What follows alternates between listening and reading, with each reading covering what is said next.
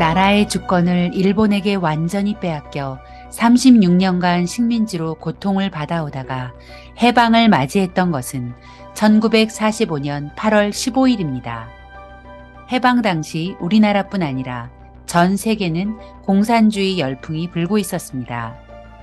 1946년 미 군정청의 여론조사에도 38선 이남에 사는 사람들의 78%가 사회주의와 공산주의를 지지했다고 합니다. 스탈린은 소련 주변 나라들을 더 많이 공산국가로 만들려는 야심을 가지고 김일성에게 북한을 공산화하라는 지령을 내립니다. 지령을 받은 김일성은 1946년 2월 8일에 북조선 임시인민위원회를 만들어 자신이 위원장 자리에 오릅니다.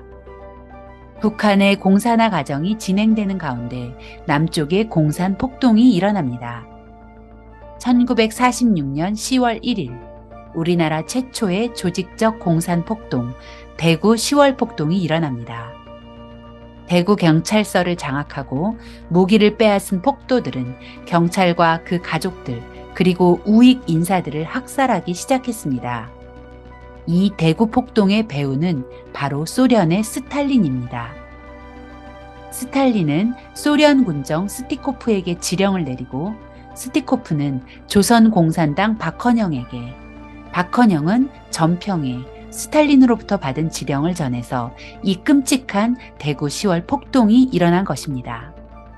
이런 폭동의 흐름으로 1948년 2월 7일을 기점으로 전국적으로 공산 폭동을 일으키고 파업을 하면서 50 총선거를 방해하도록 지령이 내려졌습니다. 그리고 제주도를 그 시발점으로 삼은 것입니다. 1948년 4월 3일 새벽 제주도 12개 지서를 남노당이 불태우면서 마지막 공비를 체포한 1957년까지 약 9년이라는 시간 동안 1만여 명의 피해자를 낳은 끔찍한 사건이 바로 제주 4.3 사건입니다. 제주 4.3 사건은 공산주의자들이 대한민국 건국을 방해할 목적으로 일으킨 폭동이며 반란이었습니다. 결과적으로 제주도에서는 선거의 방해로 국회의원 2명이 선출되지 못한 채 대한민국은 1948년 8월 15일 기적적으로 건국됩니다. 한편 제주 4.3 사건 진압을 위해 1948년 10월 19일 여수주둔 제14연대 1개 대대가 출동 명령을 받게 됩니다. 이를 거부하면서 부대 내에 침투한 프락치 인사계 지창수 상사 등 소속 사병 40여 명이 주동이 되어 반란을 일으킨 사건이 여순 반란 사건입니다. 4.3 주동자들은 기대했던 여순 반란 사건이 일어나자 이에 고무된 나머지 바로 체제 정비에 들어가 대한민국을 향해서 선전포고를 합니다. 남노당 제1대 사령관 김달삼이 월북한 후에 이덕구가 제2대 사령관이 되어서 여순 반란 사건 이후 반격의 기회로 판단해 1948년 10월 24일 대한민국을 향해 선전포고를 했습니다. 선전포고는 국가에게 전쟁을 공식적으로 선언하는 것인데 선전포고 내용은 다음과 같습니다.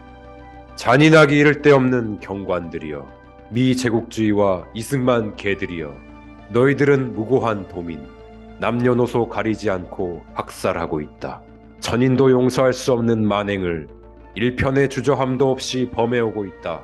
지금까지 우리들은 너희들의 극악비도한 악사를 동족으로 부끄럽지만 참고 견디어왔지만 은인자중도 이제는 한도에 달하였다. 인민의 원한에 대한 복수심을 가지고 너희들을 처단하기 위해서 가까운 시일 내 번토중례하기로 결정하였다. 인민사령관 이덕구.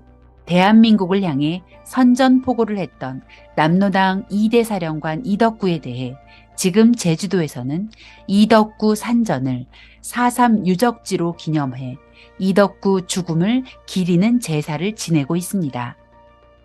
최근에는 이덕구 가족묘지도 만들어서 이덕구를 기념하여 기억하고 있습니다.